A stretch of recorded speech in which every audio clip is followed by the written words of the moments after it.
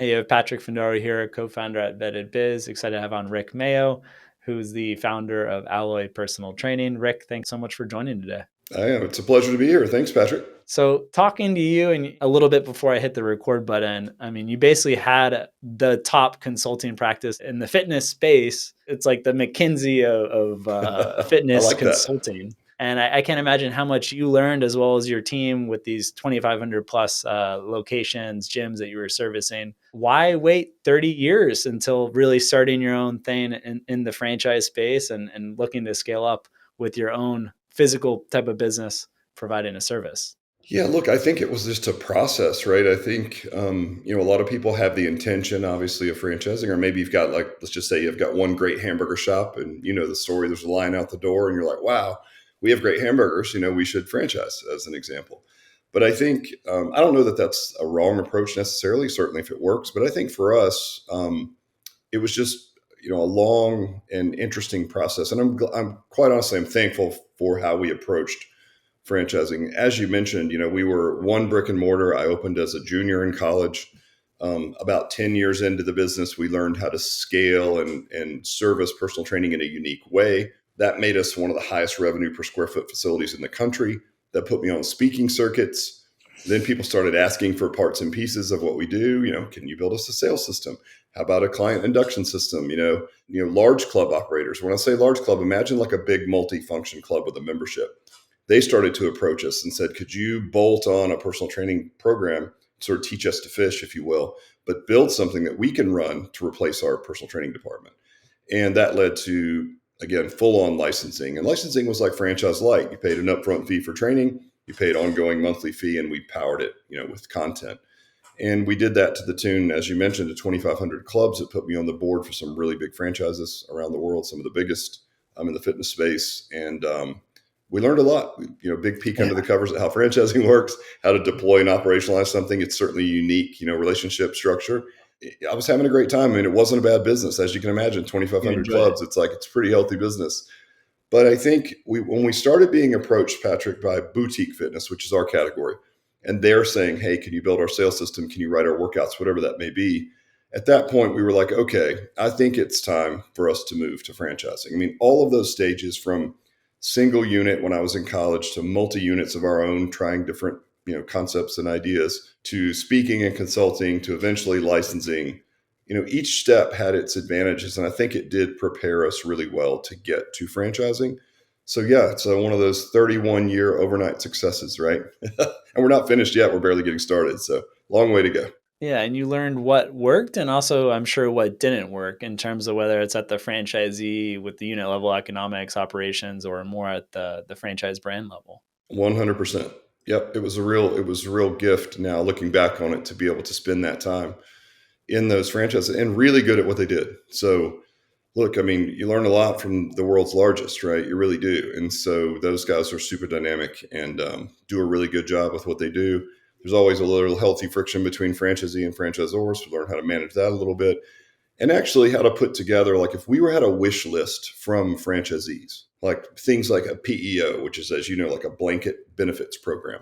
Like, Yeah. could we bring large company benefits package to our franchisees so they could fractionally buy in at each location, but then they could go out and find great talent by offering a full suite of benefits. Like, let's put that together and, bring in EOS system, right? Like the Yeah. entrepreneurial operating system and traction. Like, We did we EOS. It's teach good. it. Yeah. So we run it corporately, but we teach it with an implementer to our franchisees when they come to training.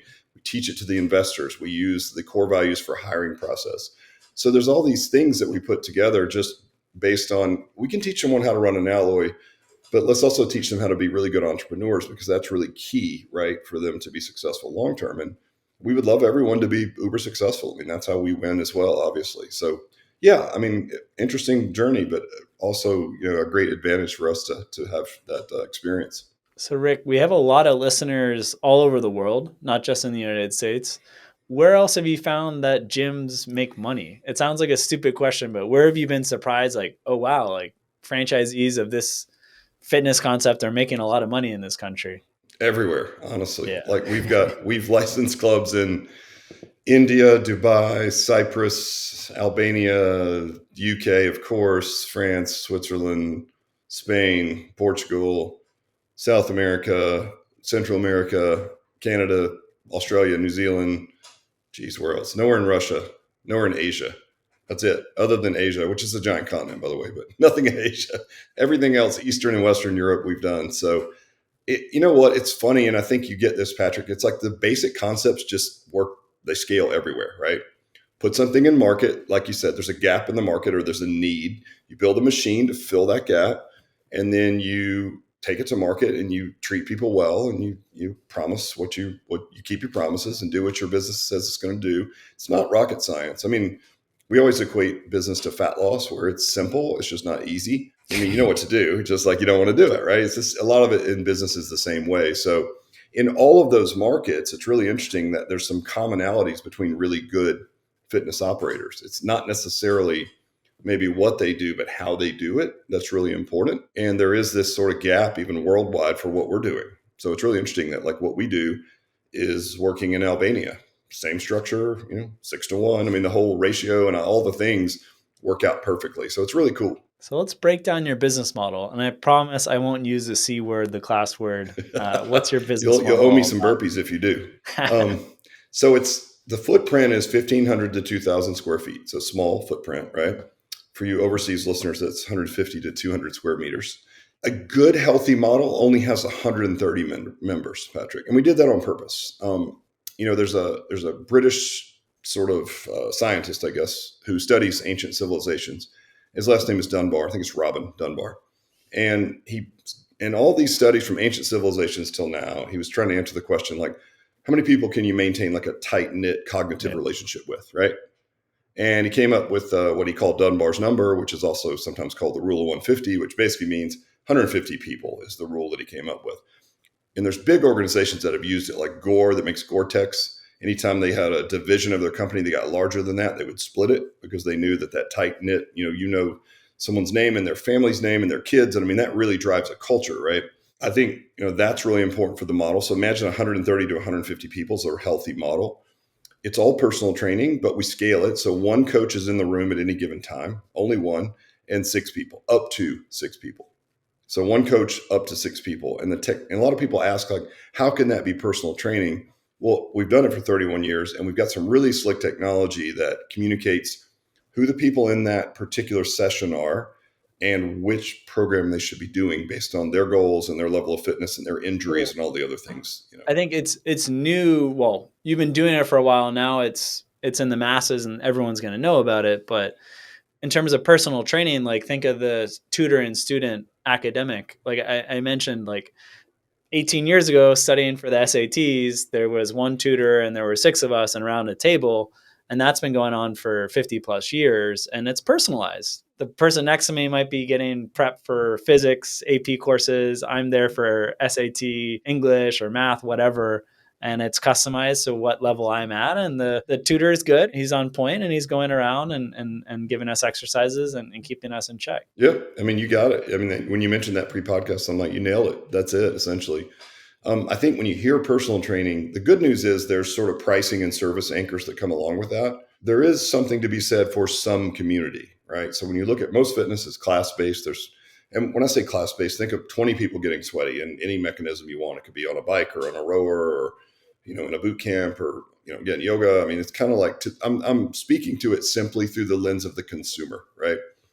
So when you look at I'm a member and I'm a board member of the Fitness Business Association. It's sort of the governing body for boutique fitness, right? When you look at the numbers, comparatively to personal training or let's say our customer avatar, the average stay at a class-based model is 5 months. And this is in the continental US, right? The average spend is around $130 a month. Now there's brands that are higher and lower and I get it, but average, right? So you do the lifetime value of that, and the multiplication tells you it's like $650-ish. Well, if you look at an alloy customer, the average stay is 3 years, and the average spend is over $300. So it's like, okay, that's $11,000 roughly. So it's like, it's a rhetorical question. Which customer do you want? So I think if you want to look at sort of that hedgehog concept, like what really makes our model different is that we're targeting an underserved avatar, which is 45 to 65, and the real metric, the economic driver of the whole thing is lifetime value. So we can ramp quickly. It's only 130. So we can pre-sell a club full in a pre-sale and then have a very low attrition rate and just get on with the business of servicing people. And we don't have to be on that sort of churn wheel of losing 40 a month and adding 50, to get a net 10 in this kind of thing that happens in some of the class-based models. Not because they're not good, but because there's 1,800 other things in the market that look just like it, right? And do you think the customer acquisition cost is pretty similar, where your customer lifetime value is 11,000, and maybe one of these other concepts is just 1,000 or 2,000? 100%. I would say ours might be a bit less. So we've got ours nailed. We've got some great software where we can track lifetime value back to the type of lead. So we can say, okay, referrals give you this lifetime value, digital leads give you this. So it's kind of nice to put all that together And the with data. cost But for a referral was so much cheaper than if oh, it's and they do ads or like, whatever. yeah, Cliff Notes referrals do stay longer and they do have the best lifetime value, which I think makes sense logically. But yeah, I mean, you're right. The customer acquisition cost of those two individuals is exactly the same.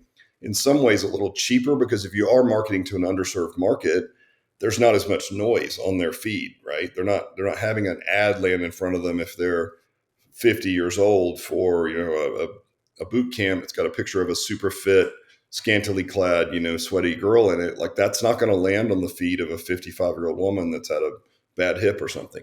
We're going to get that person, and they're underserved. They don't have anywhere to go necessarily. They come to us and they end up just sticking around forever. And you're actually going to serve them, which the fitness model more than me, but a lot of it's sign up and hopefully the person doesn't come and you Yeah, make it's the money dirty not little secret. providing a product. And FTC's going to probably go after some of these large gyms, and consumers are having issues trying to cancel memberships. And it's a business model that works, but you're not really providing a product to the customers you're getting money from.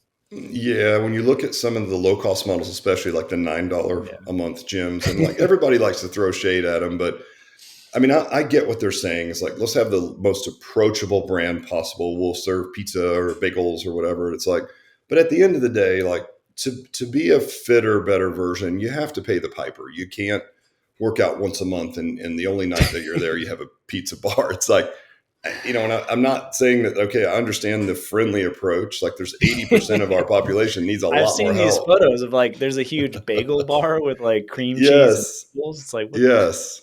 And I mean, you hate to say it because I hate to throw shade at another fitness brand, but like maybe those low cost brands, I think the dirty little secret is there's just low usage right there. And exactly. so, right, because of that, like if you had, I know in some of those low cost models, they need 10,000 members. That's what the business model is based on.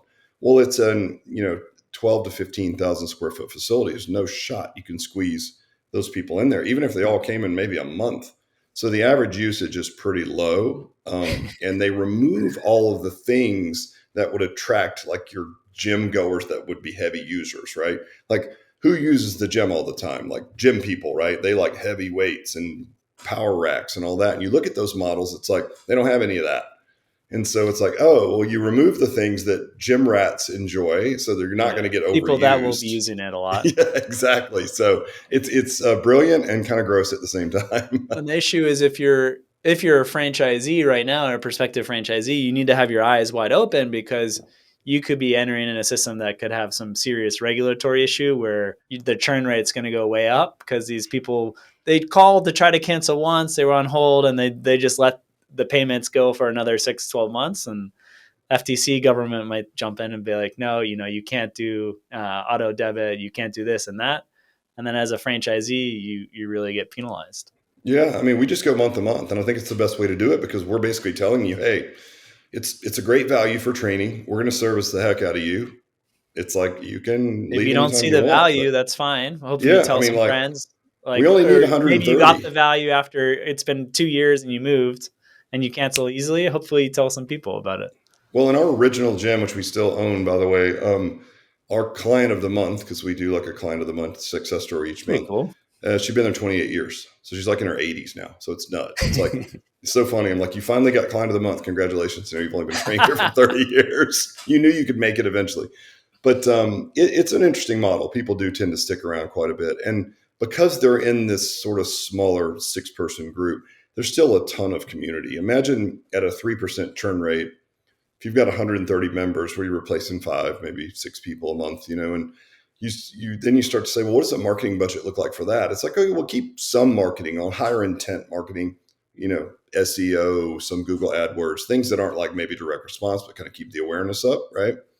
But you can imagine if you've been in a group, we've got this scenario as well where there's a lady leaving a group and that all 6 people have been in this group together for 17 years is the average person that's been in there. And she's moving to Phoenix. And so she's like, hey, I'm moving to Phoenix, and the whole group, they throw her a big party and they're all sad. And then we say, well, hey, do you guys, this is an awesome group. Is there anybody you guys want to bring in here that will fit? And they're sort of arguing over like who gets to bring a friend to get into the group now, right? Because it's going to be a 17-year commitment for this group.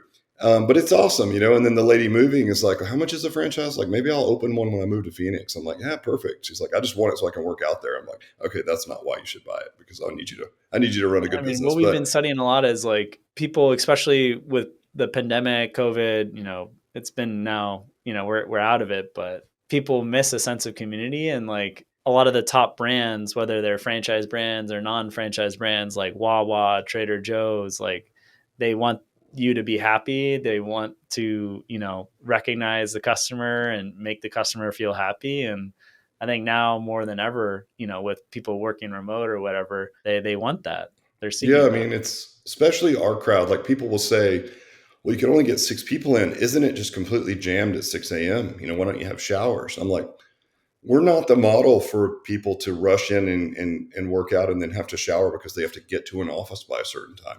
We're as busy at 10 a.m. and 11 a.m. as we are at 6 a.m. Actually, even busier, because our customer avatar, when you look at, like, we have the archetype wheel, Yeah, and our tell me, main archetype. who is this guy or gal? Yeah, our main archetype is called a mover shaker. So imagine it's a guy like you. You probably control your own schedule. If you want to work out at 11 a.m., you might work a little in the morning, take a little break, get your workout in, come back, grab a shower, do a little work in the afternoon. That's the type of people that we have in the gym. So it's really interesting. We can spread those hours out nicely and not have to worry about these choke points of like before work, after work. Is it hard convincing someone, like say they had a home gym and they were used to having the personal trainer come to their space, to have them get their ass in a car and go to your facility? Is that a hard habit to change? Not so much. I think a lot of people, that's how I started out as well. Like I trained a bunch of stars, like Yeah. trained Madonna, Usher, like those were my clients early on, right? But when you look at that model of going to someone, not many trainers should stick with it long term. It's not very scalable. Okay. We have a couple that I began with 5 days a week in their home in 1990. Now they're in their late 80s, and my wife, who's a physical therapist by trade, she goes over there still 5 days a week. So imagine that, like 30 some odd years, they're almost like de facto parents for us. But that's really rare that A, someone will go over there for that long, right? And then B, that someone will have you in their home, for that long. So I think people want to get out of their environment. Crux move is just getting in the car. Like once you walk in the door and put your keys down, we take care of everything else. You don't have to worry about it. Plus there's faces there, like you mentioned. The community aspect. The community, yeah. Yeah. Look, we fared pretty well during COVID, and I can tell you, I was so sick of hearing about Peloton and the Mirror and all these other feed Yeah, and their streaming stocks based got fitness. killed. Down like Crushed. 90%. Yeah, I mean, they don't even make bikes anymore. It's like they're done, right? It's like, and they had been out since 2012, so it wasn't like they were new. They were just like in a perfect spot, right, to take advantage of that. One thing that's interesting about fitness and the seat that we sit in, as opposed to being based on a modality or whatever, it's like, I think it's a kind of an empty promise to me anyway, to say like, who have the best workout in town? I mean, what does that mean? You can get hot and sweaty doing a lot of things, right? But the why you're doing it is really important in the bigger plan. So we often talk about the seat that we're in is like the hub of a wheel, and the spokes would be like, mobility, supplementation, nutrition, strength, sleep, recovery. There's a lot of things to make someone healthy. And we sit kind of in the middle. So we were in a position during COVID where people would come to us and say, should I buy a Peloton? As opposed to like, I'm going to buy one and we're in competition with it. They would come to us and say, should I buy it? To which we may respond, well, listen, you sit all day at work. I'd really rather have you on your feet. So if you're going to buy something for home, get a treadmill. And they're like, oh, okay, great. Yeah, good advice. So when you sit in the So you're like hub, the you don't trusted lose them. advisor. Trusted advisor was Yeah. you stole the words right out of my mouth. I love it. If you're in that seat, you're not at much risk, because people will go and dabble in other things, they'll get your advice before they do it, but they always come back to you as the trusted advisor, right? And that's the seat you want to be in for to keep someone around. They know that it's a potential competition, and you're saying, don't not get a treadmill, don't get a Peloton. No, get the treadmill, and that will work, but Yeah. don't do this, and Well, they're we going have to come an back to you. yeah, we have an app that we can, prescribe things to do outside the gym. So like say we have a club in the Northeast and they have snowbirds that go to their condo in Florida, right? For the 2 or 3 months. It's like, well, you're not going to quit exercising, right? And they're like, oh, do I have to keep going? It's like, yes. What do you have in your condo? And we can drive digital workouts to them. We can hold them accountable. It pulls in the nutrition from MyFitnessPal. So you got a whole menu in there. You can track your eating. You can, it connects to wearables. You can track step goals. So I think a personal trainer just as important as like delivering good workouts when you're there that are for you.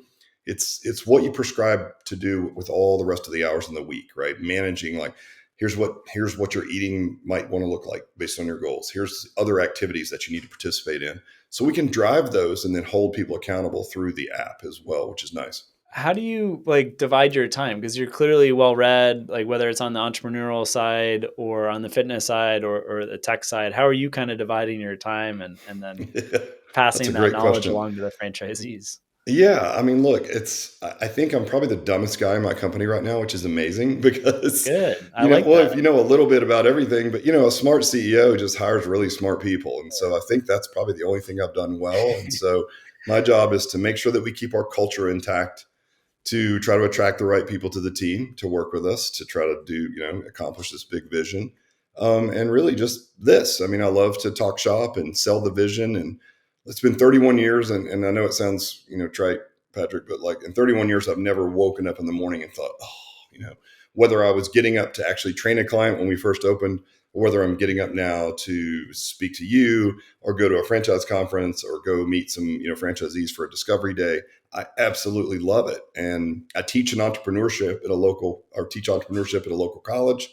I love fitness. And like, this is the perfect combo of the two things. It's like, I get to teach entrepreneurship and fitness. I'm so stoked, and I'm 53 years old and have been doing it for 31 years. But when I talk to people, they're always like, whoa, whoa, whoa. I'm like, I don't know. I love it. I absolutely love it. Yeah, and that, it's compound interest. So it's been You're right. 31 years, and like you've accumulated so much knowledge, and I'm sure the colleagues, your employees that you're bringing in as well. So it seems like the Yeah, and they're perfect storm. specialists at what they do, whether it's finance or franchising itself, or we have an FSO we work with for franchise development. They do a great job.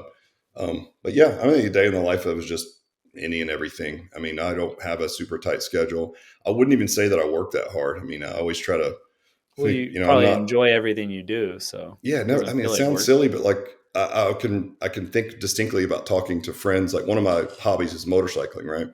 So I get together and go ride with some guys on the weekend, and they're like, "Oh, I've got to work, next week." I'm like, "Oh, that sounds terrible." And they're like, "Oh, I thought you were going out of town to a conference." I'm like, "Oh yeah." Like I don't even think I of it always as get that work. comment like "Happy Friday" or like "Have a great weekend." I'm like, every day is awesome, man. Like, Yeah. Like if you hate Mondays, you need a different gig. I really yeah, believe that. Like my whole team like teases me about how excited I must be on Sunday evening so I can get at it again on Monday. I'm like, I'm at it all weekend, I really am. I just love it. But I don't know if I can keep this passion and give people a vehicle to become entrepreneurs, which I've never done anything but this. I was a junior in college, and for them to be able to wake up every morning and not, think, "Ugh, I have to work."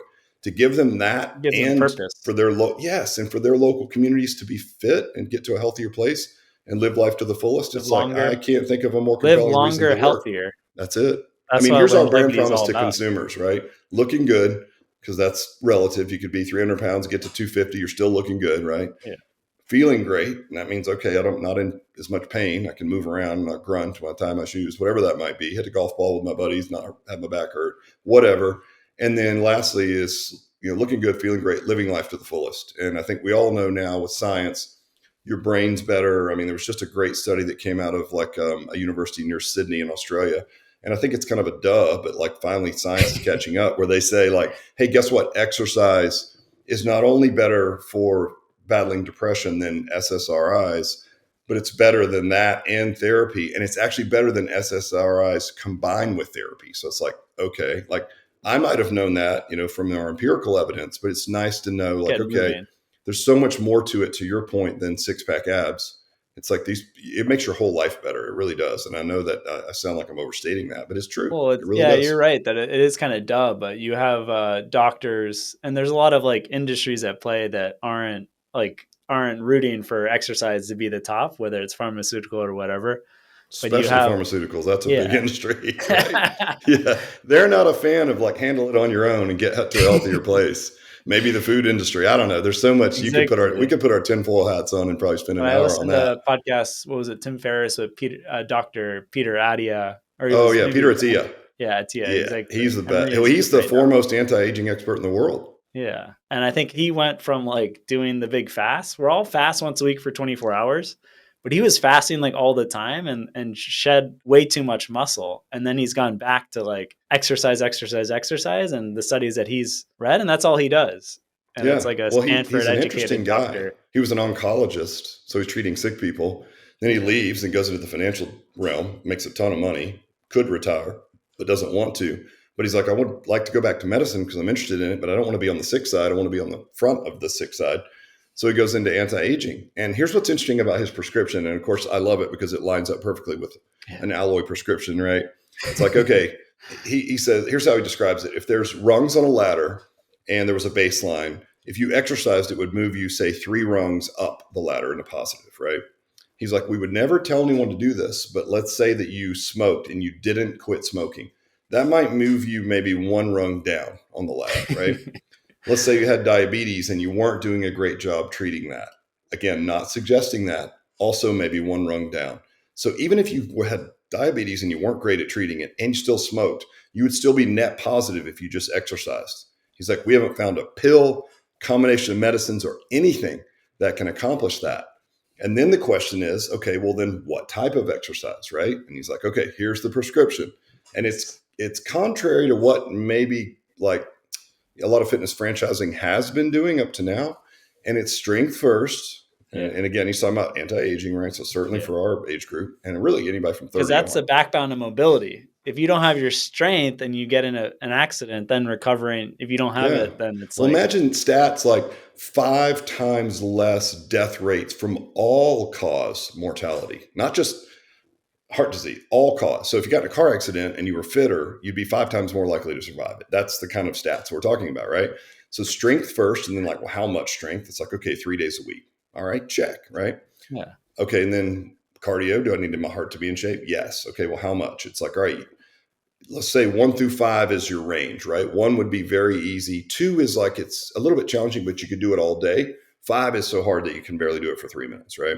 So you need to spend the bulk of your time at a level 2. Again, not necessarily what most fitness might prescribe, which is these boot camp style, right? would you say 2 is like a fast paced walk? Yeah, like if you threw like Yeah. a backpack on and did a brisk walk or a hike or Yeah. something that you're slightly winded, but you could do it for 6 hours in a row if you had to, right? Yeah. That would be a level 2. Now, 3 and 4 is where most people hang out. This would be, you go to a boot camp, you have to survive for 45 minutes, right? So you're going to you can't go to level 5, which is really good for your anaerobic threshold, which is also a predictor of your longevity. And you can't go at a 2 because you're working really hard. So it's kind of like you're these are Peter Attia's words, not mine, but he calls it the garbage zone. So he's like, don't do that.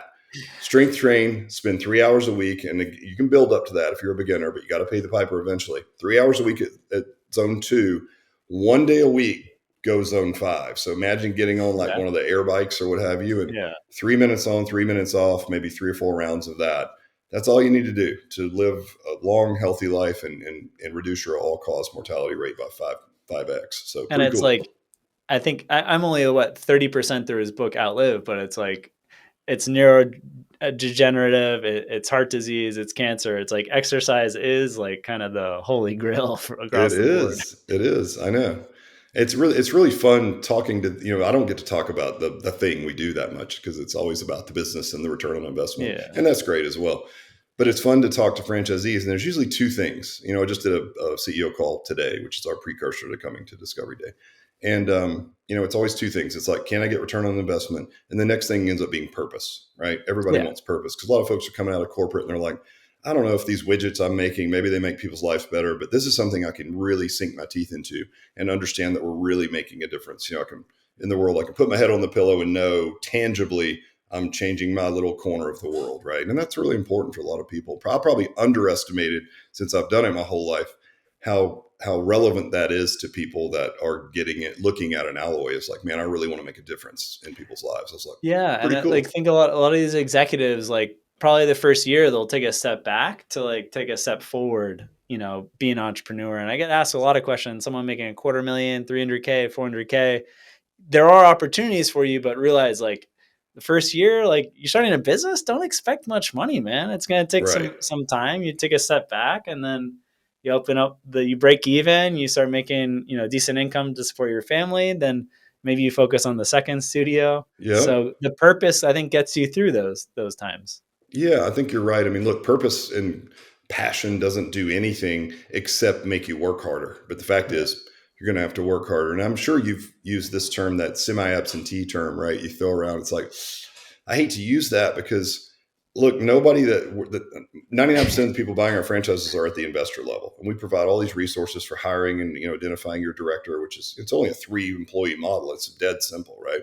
But you still need a really good person to run the facility and it's going to take some time. So plan on spending as much time as you possibly need to get the thing off the ground. I We've advocate you should be full time the first 18 to 24 months and grind it out, and then you can start breathing for air, and maybe there's a GM or someone. Have right. do you can you relate to that? What do you think? I mean, that's not our expectation at all, which is Yeah, probably surprising for you. But if you can spend about 20 hours a week on your business early on, once you learn how to sort of make the sausage, if you will, and you kind of get the flow of it, there's full transparency and real high level KPIs. There's a couple of levers. It's a simple business. So if you just can keep your eye on those, and I think, one of our most successful franchisees, he lives 3 hours from his current facilities, but he's got an so amazing director who's running it. He's only a year into it, and he's already looking at other markets. We're just waiting for, obviously it's FDD season, so we're waiting for some of the registration states to come back so he can jump on his next batch of clubs. But I think he articulated it perfectly. He said, Paul is his director, and he said, Paul serves the clients, I serve Paul. So he only spends about 2 hours a week on his business now, but he's hired really well. He spent as much time as he needed to get everything dialed in, smoothed out. Now he works 2 hours a week and he makes way more money than he ever made before, and he's super happy. But if he had to, he would work more. That's the thing, right? To exactly. to I your think that's point, a the big thing. Where expectation is it could key. be it could be 5 hours. And there's weeks that, you have other stuff going on, but it could be your manager quits and you might have to jump in, and it'll be a tough week for whatever your other endeavor is in your family. And if everyone's got to be okay with that. Yep, yep, exactly. And so I'm glad that I'm really pleased to hear that that's the expectation that you set forth, because we're always a little bit hesitant to use that semi-absentee work. So what does that Yeah, really it's mean? like It's like, it's hurt some franchise brands that are really pushing, the semi-absentee. And I think the biggest thing is that prospective franchisees need to vet that with actual operators of the business yeah. and people Well, that I mean, we already have had do the franchise for a validation year, calls, two and years. Yeah. yeah, get on the phone with people that have been open a year or two and see where they are. But yeah, I'm really glad that you have that conversation. And for us, we were constantly, telling our team, like, be really careful with that. I mean, in some ways that can be an earnings claim almost, right? Like if you only Yeah. have to spend like you can't do that. Like don't do that. Just it should be as much time as I necessary. think And I think it's something like that needs to be, I don't know, regulated, or like from a government standpoint or like from a free market standpoint, where like people know how many hours like the median is and the range is like for allocated to the business.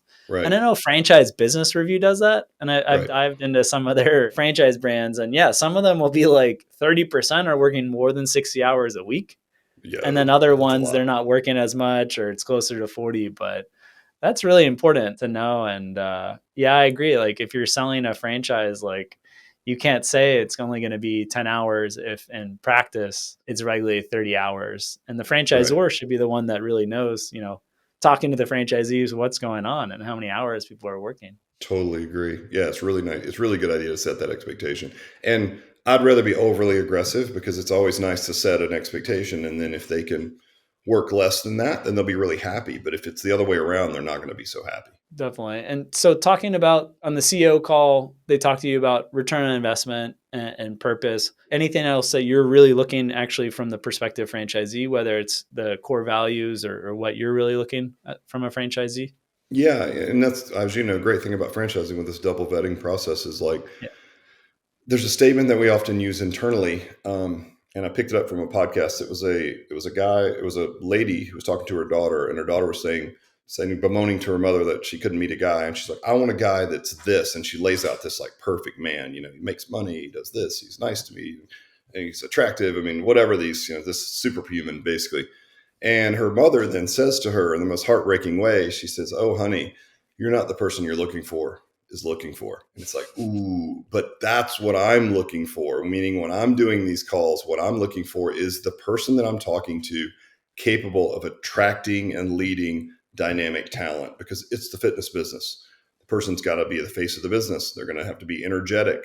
The investor doesn't have to be fit or whatever. They have to understand what we do, but they need to have some passion and some energy because they're going to need to attract a fitness person. And if you're an IT person that's never left your basement and you don't have a big friend group and you're super shy, and we've had those, it's just going to be a tough road to hoe to go out and attract really good talent, because you're That's going to sit super down with this simple. high energy person. They're Attracting going to be like, and retaining dynamic talent. that's it. And you'll That's be what I'm able to looking for. tell. How long does it take you to tell? Like 30 seconds? It doesn't take long. I have some very pointed questions. I'm Like, sure you just like you have a gut check because you've seen this so much where you feel it right away. well, I only have like 3 or 4 questions. I ask questions about leadership, like what's your experience on hiring people and leading people. I ask things like, what's the hardest thing you've ever done in your life, personally, professionally, whatever you feel comfortable sharing. If it's something really trivial, I'm like, that's probably not that hard. I mean, French entrepreneurship, especially if you haven't done it, like to me, I've only done it. So my risk Yeah. tolerance is through the roof, but most people's is not. And so you want to know when it gets tough that they can grind a bit, and have a little bit of grit. So what have they done in that regard? Do they have a sense of humor? That's really big. It's one of our core values is humor with a touch of crazy. I mean, it's fitness. So like we have to have a really good time. So if they're kind of a stick in the mud, it's like they're going to have a hard time relating to us, at which point they're going to have a hard time then hiring people to take this thing to market, because it's fitness. It's like you're going to walk in there and I want to be like, "Patrick, what's up, man? How was your weekend?" And It's not like going to your dentist. no, not at all. Not at all. It might be about as popular as your dentist, but at least we can have a better time. Yeah, talking to a lot of successful franchise entrepreneurs, whether it's at the president level, CEO level, like you, or franchisees in the system, it seems like the best systems, like the franchisees across the board, are all legit. They've already had prior success, and they're coming into the system, and they're going to build upon that success to reach another level. And it seems like your vetting process, like you want to make sure that they've already had some level of success and they're a good fit to take it to the next level. Yeah, and I think those questions, Patrick, as you can imagine, they're really important. Like, I think there's a way to set a tone for, like, we're here to have fun and we're here to change lives, but we're really serious about choosing the right partners, right? And I think that at least early on, so far, I can tell people really feel that. They take it seriously. We are literally awarding the franchise. We're not just selling to any person that has a pulse and is upright, and breathing. That's not what we want to do. I mean, thankfully, we're in a spot where it's been well received in the markets. The validation is really good. Growth is really fast. We're at like 8 licenses a month average right now. So that's quite a few. And yeah, it's a good story. We just need to keep telling that story. And the only way to do that is to partner with great franchise partners. And we have to be picky. Thankfully, I will really give props to our FSO, which is the Repum team, the sales team. They do a really good job of running a tight process. And so by the time they get to me, if they haven't been on process and showing up on time and making the meetings and everything, I never even get to meet them. So Yeah, I would say the ones I meet with, 99% of them are awesome and they're perfect fit for our culture. that's very cool. Yeah, it's huge to have external partners that you see eye to eye to, and that will run kind of already know your core values and essentially like the hiring process and who you want to be bringing into the system. 100%. Yeah, you nailed it. Perfect. Rick, any concluding thoughts for prospective franchisees, people that might want to get in entrepreneurship? Yeah, I think, it's not for everyone, but I will say it's very rewarding. I think here's the mindset I think you have to be a successful entrepreneur. It's like, I've heard entrepreneurship described as a self-help journey disguised as a business. And I think that's true. And so if you are willing to learn and you like to be mildly uncomfortable and you like to grow and you like to build a skill set, to me, that's what life is all about. From the time you can recognize that till you can't do it anymore, it's what life should be all about. I would say that if you're going to get into entrepreneurship, that's the way that you should be wired if you want to be successful. Every stage of your entrepreneurship is going to take a different skill set. You're going to have to upskill yourself. In doing so, you will give yourself a better opportunity vehicle. And such is life, and they're kind of that fine balance. So you're always living in that slightly uncomfortable imposter syndrome area. But guess what? If you're doing that, I think you're doing it right. So if you're up for that challenge and you want to change some lives, give us a buzz. I'd love to talk to you. Rick, yeah, I can really resonate with that. I started our business when I was 25, and I think my brother was like 22. Yeah, I was And our 22. neighbor at the time told me, "You have to be comfortable being uncomfortable, Patrick. And Perfect. if you're not comfortable being uncomfortable, don't do this." And this is coming from a guy who, like, at one point was a president of like a $1 billion company that a couple years later went down to like $10 million market cap, just like all over the place. And Right. you He got to probably be had the comfortable same with that. demeanor no matter what. It's like, of course I did. That's the journey, right? That's great advice. I would totally agree with that. And I've seen it time and time again. It's like there's just a certain amount of resilience that you have to have. And you just have to be okay being uncomfortable. You have to be risk adverse, not silly. You don't take, Yeah. uneducated Assess risk, risk. assessed risk. I like that term. Perfect. Rick, what's the best way for someone to get in contact with you or the Repin team if they want to investigate further your franchise? Yeah, just jump on alloyfranchise.com. If you poke around, if you like what you see, fill out the contact form and somebody will reach out and get you in the pipeline. Perfect. Rick, thanks again for being on. It was my pleasure, Patrick. Thanks for having me.